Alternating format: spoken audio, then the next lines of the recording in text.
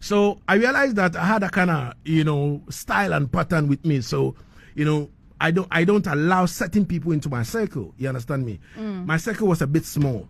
So when Steve Allen came to my area, he was after one, beautiful, woman in the area, and everybody was like, Charlie, it be Lagazee where they go that house. So Lagazee there, be the assembly man. If you go see him there, maybe there's something for the Delilah. If you go the house there and go bring the woman. So the guy came to me.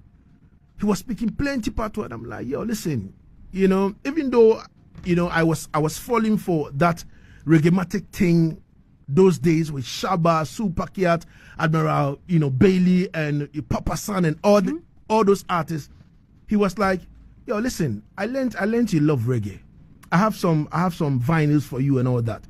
We went to his house. He showed me saying things, and he said, go into that house and go tell mommy that I'm after her. So I went to the house. I did my job. And then he also was like, yo, listen, have this, So that was where all this, reggae thing kind of, started like 100%. I'm like, yo, listen, watching Bass Adisi perform with Squingy and Glamour G, I'm like, yo, I want to be like these people. You understand me? And around that time also, Fun World, and all this, Lagazee, I was the MC for all these shows. As a young kid, you understand me? Hold microphone, control the crowd, you say, yo, sit down, wake up, do this, and, and all that. So, Steve stepping into the arena kind of, broadened my, it opened your eyes. The mindset and all that. And I'm like, all right. And around that time also, Rastafari also stepped in. Warlocks for 6 years, walking barefooted. You understand me, for 6 good years. Wait, pause. Yeah, man, let's talk about that in depth, because I've never heard about this part of your story. Yeah, man. I know you take the whole thing personally, of course. From where to where? At what point did you start walking barefoot? What was the rationale behind that? Can you educate us? Like the main thing was when I stepped into the Bobo camp as a young youth, in the 90s. You understand me? There was this stereotype kind of mindset over there that, yo, listen, anything that comes from the West belongs to the white man. So you don't have to wear shoes. You understand me? Because you don't eat meat, you don't eat all these things, and all these shoes and all that, comes from animal. They use animal product. You understand me? So if you don't eat the animal, don't wear it. You understand me? So I'm like, all right. You understand? And also, if you walk barefooted, it's like you're having straight connection with, as I say, you have a hard waist, and a stiff rod. You know what I mean? Yeah, man, without a doubt. So you can walk 1,000 miles. Shorting that route, I realized that, listen, man, strong, You understand? So, like, every woman wants to test the king. You understand me? Those days, even though I was a ras, you understand me? And I was that, I wouldn't say strict, but jovial. Rude boy. You understand me? And you will see me in my rope, and I walk from my house, from CM Yatechem to like Betom to Srodai. You understand me? It just sounds like really long distances. Of course. And, people will be hailing me on the road, Rastafari, and I'll stand, Selassie, bow to the person, turn myself. You know, sometimes. Lagazee. This is what I have whole heap of history. How many lives have you lived, Lagazee? I've had a lot of, I don't know, like we've created a lot of histories in the Eastern region. Yeah. You understand me? And through us, a lot of youths step into Rastafari because we made Rastafari look, beautiful and stylish. You understand me? Because you can't come to me and you look dirty. Yeah. I'm always clean. I smell nice. You understand? Women love to be with, men where, they smell good. Of course. And all these things. You understand? Because why will you be smelling like hot onions when I'm around you? You see me? So, man was like gearless around that time too. You understand me? So you have to keep yourself clean and all these things. And from the woman, them know that, the king is strong and can go long. them stick around. But now I lie, them stick around. Them definitely like stick these. around. But let's talk about your love for reggae music. Clearly, you love reggae music a lot. Of course. What about reggae resonates with you so much? What really tugs you towards it? You see, when Steve Allen began to show me those, videos with bass Adisi performing and all that, I saw myself on that big stage, controlling like 50,000 crowd. You have to playing reggae music. Reggae music is the poor man's newspaper. You know what I mean? Let's take that back one more time. Reggae music is the poor man's newspaper. Because reggae music addresses all the problems in the society. You know what I mean? Because that is why a lot of people don't like reggae. Because reggae don't sing about come hold my chest and come kiss my this and hold me this and hold me that. No, sir, we don't do that. We address the issues. That is why these people try to relegate reggae music to the background. But some of us are still pushing it very hard. You know what I mean? So around that time, seeing all that, I'm like, yeah, this is the thing for me. You understand me? And I'm a ghetto youth. I come from the ghetto. Yeah. You understand me? So going through all these hardships and all that, I'm like, yo, listen, the only music that can save I and I is reggae. Because reggae music beat on the walls of Babylon and set the captive free. I'm a free man, true reggae music. You understand me? Remember, true reggae music, I moved from Ghana to Jamaica. Actually, it is not by anything. It's true reggae music. But let's talk about that transition. Let's break your life down into parts. So Lagazee was born. Lagazee was a child. Lagazee lost one parent. Yeah. Things got hard. He became a Rastafari. Yeah. He was walking barefoot Yeah. in the eastern region. Yeah. Eventually put his robe down. Decided Definitely. to cut off the dreads. Definitely. And present himself differently. So what prompted that transition from going out of the Rasta phase into something else? All right, so there was a bit of misunderstanding in the camp, and I still hold that respect for Prince Bonic, because Prince Bonic told me that, yo, Lagazee, as you move out, but I want you to say anything about what I go on yaso. You see me? I say, all right, Godfather. You see it? But why is it that something was happening so much so that... So something happened in the camp that I can't really go deeper into it. And because of that, I decided that, yo, listen, I go shave up my locks. And boom, bam, straight away, me shave it up. But hectically, still a bobo. You understand me? Yeah, hectically big rasta. You know what I mean? I hold my meditations, and all that. I chant my psalms and all that. You understand? I don't play with it. That is why when I'm standing here and I'm hosting a show and the next man is sitting at the MCR and things don't go well, I get vexed, I get cross and angry, because we're putting a lot into work. Production. I don't sleep at night, Reggae is not just any kind of genre that you wake up and say, I'm going to play it, I'm going to do that. No, it's spiritual. So you must put yourself on that particular tangent. You understand me? Sometimes I will do my playlist all right, step into the studio, and I don't know the first song I'll play. Sometimes I had to go to the washroom like 10 times. Go stand there, meditate and say, yo, Father, what should I play? Father, what should I go down on my knees, kneel down, pray and all that, come back. It doesn't happen. I go like, Chief, sometimes my producer will be looking at me going up, and I say, yo, Lagazee, you mad or something. You understand me? But later on, then the thing will come like a flashlight. Yeah, it will just hit you, boom. You understand me? Go do this and go do that. So it's spiritual. So you don't just wake up. You need good energies around you to be able to fuel you to present the show well. So if you don't have those energies around you, yo, trust me, you're dead, man. Facts. That is why I respect the program's director. He's a reggae head. He knows what I want. Yeah. That is why I respect the GOD. He's a reggae head. He knows what I want. You see all these energies, they call you, they say, yo, Lagazee do this, Lagazee this. You understand me? It kind of brings all together, for the good. You know what I mean?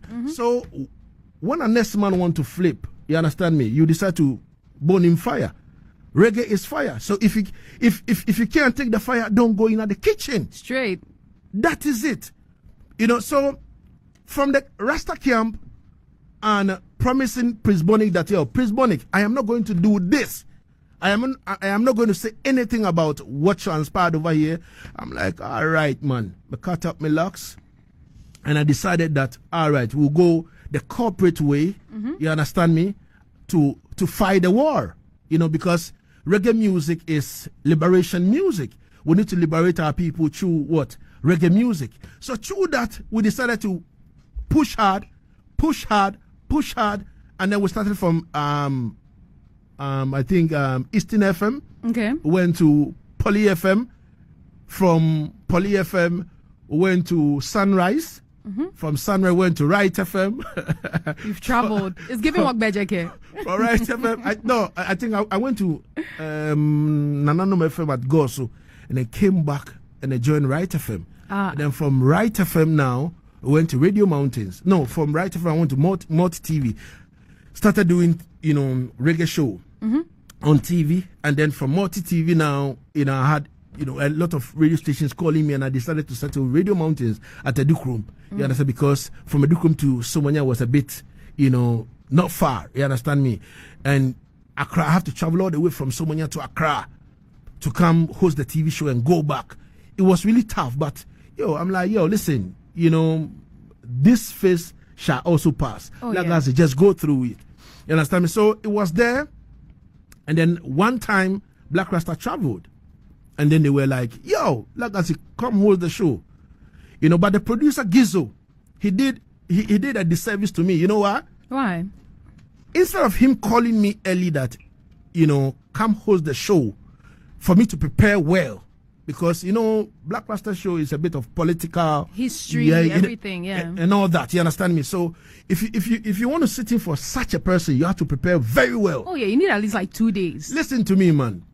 The man called me Sunday evening, like 10 p.m. He said, Lagazee, say I forget. Oh, Charlie. They say, Charlie, make you come play. Oh, Charlie Rasta. Oh, Charlie. And I'm like, really? Fire burn every Babylon producer. And Gizzo, you couldn't. And he was like, Charlie, Lagazee, I'm sorry. Can you do it? And I'm like, yes, I'll do it. You see, around that time, I had wanted to go to Adom. You understand me? And the whole thing didn't work. You understand? Bulldog, made me go to YFM. You understand me? I presented my CV to Nana Kwame Sapo Nokus. You understand me? Talking to him. You understand me? At the YFM lounge over there. Yeah. But in Empress, as I spoke to the man, he got in late. I was there early. We spoke. Everything was okay. But I was talking to him, and then he was only doing, like sign languages. Like, I'm like, so whatness? This is the application and all that, whatness. And he did like this, like means call me and all that. Hey. As I was moving, and before I could get to the entrance, you understand me? You see, this day, anytime I say it, I get emotional. You see, as I got in front of the Accra Mall, something just told me that go back to the dustbin where we were standing. Your application is inside the dustbin. Hey. I went back. When I got there, I dipped my hand straight into the bin. And then I pick it up. It was a brown envelope. And then I pick it up. You understand me? I couldn't hold my tears from there to some on your back. You know what? I'm wondering, how did you handle rejection? It kind of, motivated me to do more. Now, at a point in time in my life, I told myself that I am not going to write application to any radio station that I was going to host reggae. Seriously. I told myself that me, Lagazee, from that day, I said, I will never put pen to paper and say, I want to be rare. No, I'm not do that. I love the fact that you went into that covenant with God, because it's something that I told myself early in my career, even before I finished uni. I'm like, I'm never ever in my life pushing a CV. I'd rather chew glass. Of course. If you want me, find me and take me. Of course. Yeah. So it was like that. And then, the issue to do with Multi TV came in. We went in, boom, bam. You understand me? Everything was all right. We started a TV, did Hits FM and all that. And to the glory of God, I can say that from that day till now, I have never penned down any application to anywhere. You understand me? It's all a call up. And I give thanks to God. You understand me? And I give thanks to God that, He has been there for me and He has listened to my prayers. You understand me? And not that alone. The works. Because what I'm doing now is different from what every reggae dancehall presenter is doing. I am doing sound system culture. And the sound system culture aspect of the industry, we have kind of neglected. You understand me? But if you look into reggae, well, the sound system culture aspect fueled reggae. But why do you think it's been neglected? I just don't know. Maybe Ghana. It just phased out? Maybe Ghana. Because if you go elsewhere, sound system culture is the order of the day. You understand me? But in Ghana, trust me, I quite remember the first time I was called, to come and play on a radio station, and they were like, oh, what are you coming to do? I said, sound system culture. And then the man was like, well, what sort of animal is that? Yeah, you understand me? And I would like to say a big respect to Marco Krekumante. You understand me? At least, you understand me? He did some for me. And then we took it onto the radio. We started playing. I can tell you on authority that even though Ghana might know, some people might know, but we echo it to the whole of Ghana. Dubplate. We started pushing the agenda of dubplate. We started encouraging artists to cut dubplate. So break it down. What's a dubplate? Educate us. All right. So, I think I'll juggle some dubplate for people to know. But a dubplate is the original song. In sound system culture, we call it 45. Okay. You understand me? The record. You understand me? We call it 45. The record is termed as 45. Now, with the 45 now, like the way Cars did play Ayo from Shatawale. Yeah. So I'll call Shatawale and tell him that, listen, I need a dubplate on Ayo. Because Ayo is popular. You understand me? So he will take some elements out of the Ayo or rewrite the Ayo around Lagazee. You understand me? Maybe they waste them a time if they talk about Lagazee go shine, Lagazee is the champion sound. No, you understand me? So you put in those elements. When you put in that element, it becomes a dubplate. Okay, so is it on the same rhythm? On the same rhythm. So is it kind of like how they would use Shakademus and Pliers' Murder She Wrote and then other people pick it up? Of course. Okay. Of course. You understand me? So this becomes a dubplate where it is only exclusive to you, but the artist can also cut it for another sound. But if you want your own to be exclusive, you can let him put the same song on another rhythm. It becomes a special. But at the same time, it's a dubplate. You understand me? And listen to me good. Dubplates are very expensive. Okay. Very, very expensive. When I was called to come and play on Asase, I had to spend some money to cut dubplate for Asase Radio and for the show Yard Settings. Yeah. So we have what we call the Asase Anthem. You understand me? Done by Baby Boom. And if they do that for you, it's £350. Oh. Per one dubplate. And right now, as I'm talking to you, I've cut like 10 dubplates for Asase Radio. That's a lot of money. I'm spending money. Yeah, you're spending big money. And when you play it, people will know that, it's not for cheap. When someone tries it, you'll be like, yo, Lagazee, what heap of money you spend, Yeah. Well, and people don't understand the dubplate culture. So we are trying to bring it out for the people of Ghana to know that, okay, there is money in this area too. You understand? But how would you define sound system culture? You've mentioned a dubplate, you mentioned sound system, you've explained what a dubplate is, but what exactly is sound system culture to you? All right, so sound system culture is basically this. It started from urban Jamaican ghettos when reggae music wasn't allowed to be played on the radio. So you have man like the King Tobis, with stereograph, you understand me, sound system. They pack the sound systems on trucks. You understand me? They move around and then they play it. You understand me? And then now they graduated from that, building speakers and all that to propagate the good news of reggae. You understand me? So now they went on the road playing it via the sound system. Now at a point in time, they decided that, okay, why don't we string up on the street? So when you string up on the street, it is known as string up on the lawn. Okay. So everybody will say, yo, tonight the lawn I go get busy, you know. We are go up on the lawn, you know, tonight. And now from the lawn, they graduated and put the speakers in the hall. So you say, all right, it terms as we are going to dance hall. Dance hall, yeah. We are going to dance hall. So when you string up on the street, it's known that we string up on the lawn. You understand me? So sound system culture is basically you building up your boxes and all that. You understand me? And then also around that time, if you build the boxes, everyone and their colors, you understand me? Their amplifiers and all that, because they go for competition. So let's say King Jammy's sound will be here, and then Stone Love will be here, and then they will be competing. So at a point in time, they can run you out of music, and they say, "Yo, your sound is lock off. Nobody wants to hear your sound again." So now people will begin to only cheer for Jammies. It means Jammies, he's won the clash.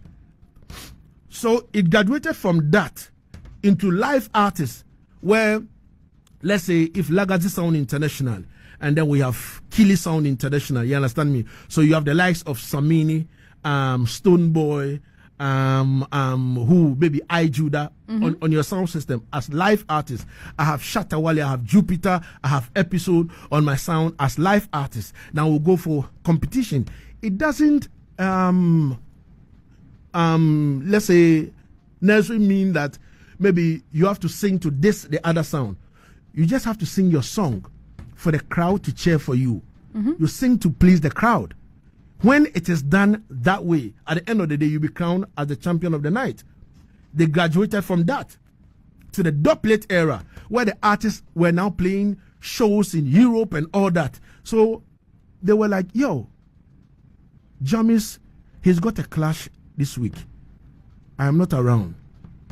I need to call some dub for him. So they'll go into the studio and customize a dub plate for Jammies. So now the dub plates were representing the live artists on the sound system. Okay. You understand me? So simply put, this is how the sound system culture look like. So first and foremost, you need to have the boxes. You understand me? You need to have your sound to be able to propagate the good news of reggae. You understand me? Yes, conscientizing people and all that. And then through that, you have to also, customize some of the songs to the name of your sound. You understand me? So that everybody will know that, all right, this is Lagazee Sound International. Bad sound string up. You understand me? And in this case, you have to play almost every big artist. They say, yo, the kind of caliber, the man are rings. The man are real sound killer. You understand me? So when it happens like that, people begin to put ratings on you. You understand me? And then you begin to get bookings and all that kind of thing from here to there and all that. You understand me? Yeah, man, so we give thanks. Big things only, Let's go for a quick breather. When we're back, I want you to know that we're live on Facebook. As I said, 99.5 is the handle. And also, our WhatsApp portal is open, 020-000-0995. Going for a quick breather. When we're back, Lagazee, we'll be talking about your radio career. How you've blown up artists. Who are do you dirty? We'll talk about all those things. Accra, please do not tune off. We'll be right back. You're not too late to the conversation. Just sit down and join right back in. Lagazee. Wagwan, Empress.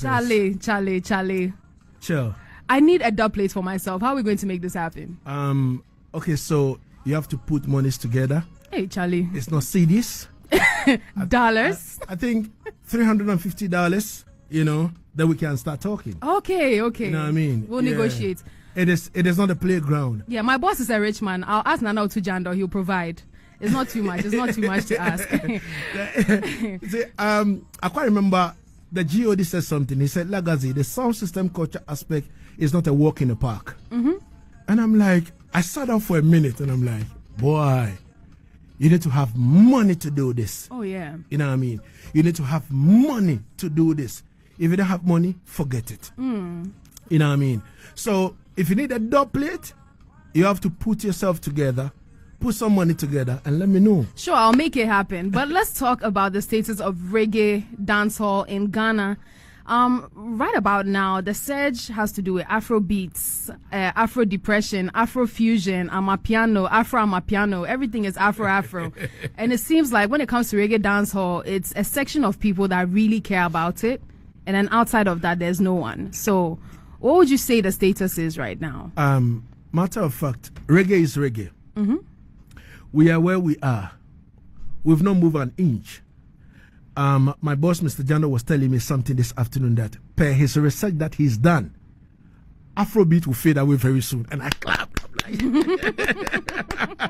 Yo, he's a man who looks into the future of every genre, and he can predict and tell you that this is happening. Like, this will happen and it will happen. So when he said that this afternoon, I'm like, geez, I'm peace, I'm vindicated. You understand me? Finally. But yes. See, at a point in time in Ghana, everybody would want to record reggae. At a certain point in time in Ghana, everybody would want to record dancehall. You understand me? But you see, the hypocrisy in Ghana is too big. You know, the people try to juxtapose reggae with, you know, like illegal language, activity. like you understand, like weed and all these things. But reggae is not that. You understand me? We have big people who enjoyed reggae music. You understand me? Mm-hmm. The God says something this Sunday. You know, when I went to him, he said, "Look at him. He is balling like me. You understand? He doesn't smoke like me." But trust me, people try to, you know, attach reggae to some of these things simply because reggae address critical issues. So people just don't want to see what they look like. Watch this. All these galamsey issues and all that, all the songs are reggae songs, not one Afrobeat song. Actually, Afrobeat is dead. May I tell you? Reggae is on top. Reggae is rising. You see, reggae is for big people. So if you are not a big man, you don't enjoy reggae. You understand me? We are where we are. We're still doing good. That is why a man like me is still here. True. Getting paid at the end of the month. Why you feel like Empress? You think it's dead? No, we're not going nowhere, man. It can't die. No, it can't sir. die. It can't die. At all. Yeah, But man. Lagazee, looking at your work and all the work you've put into the genre. Yeah. I mean, you've won awards, you've done it all. You've gone to Jamaica, you've connected with some of the big cats. I mean, one time you're even recounting how you nearly met Buju Banton. Definitely. You know, it's been a lot for you. What Yeah. would you say, if we can take a sum of everything you've done so far, what would you say your main contribution to reggae dancehall is? A lot. At least, you know, we've made history for this country. Being the first sound system to move from Ghana to Jamaica, courtesy the God and Asase Radio. You understand me? To have gone to Jamaica, to enter into a clash. You go against a sound system in Jamaica, Playmaker, a sound system from US, Super Gold, and at the end of the day, you emerge as the winner. The second African, the whole of Africa, the second sound system to have won clash in Jamaica. We've that alone is enough. You understand me? You know, and Ghana should have hold this in high esteem, but it's quite unfortunate that we've let this, you know, slide under the garbage pan. But we are not keeping quiet. Anywhere we go, we make sure that we tell them our achievement, because our country is full of suppressing people down. You understand me? You know, but we say no to that. We make sure that we go, anywhere we go, we tell them that this is what we have achieved. You understand? It is not an easy journey, Empress, to move. And mind you, the sound system, you know, I won over in the Tune for Tune. He has killed the African champion, that is Shashamani, before. So it was like a revenge. Me revenging. It was personal. You understand me? On the side of Africa. You see, and other African countries are happy, you know, for this. But it's quite unfortunate that in Ghana, you understand me? You see, when this Afronita and co went to this British what, look, they placed third. Look at the way they were at the airport and all that kind of. They came with Adowa dancers. When it comes to reggae, people try to sideline us, but we will not keep quiet.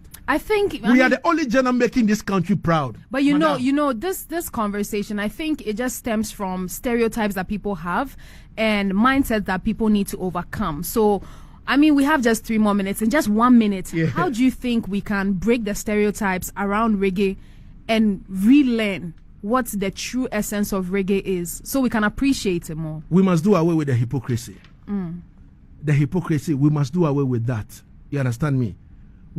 Immediately that hypocrisy is gone, reggae will be on top. Because there has been an agenda in this country that let's push reggae music to the background.